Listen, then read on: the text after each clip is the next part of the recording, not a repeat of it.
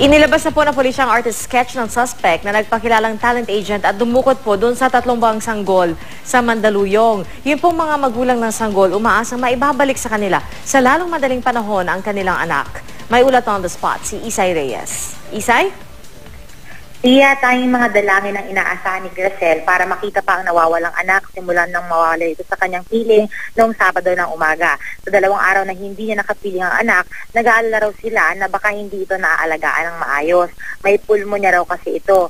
May ilang nagpapakilalang nagmamalasakit ang nakikipag-ugnayan kay Gracel, pero lahat ito ay bineberipika pa ng pulisya. Nag-release na rin ng sketch ang pulisya at nananawagang agad ipagbigay alam sa kanila kapag may makitang ganitong itsura. Nakikipag-ugnayan na raw ang pulis sa telecommunication company para matrace ang lugar kung nasaan ang suspect dahil kahapon tumawag na naman ito sa ina ng biktima.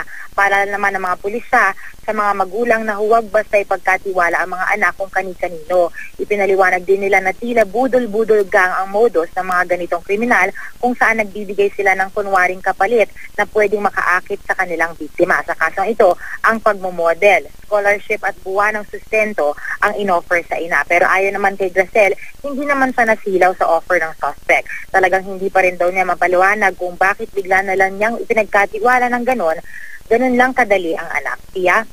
Maraming salamat, Isay Reyes.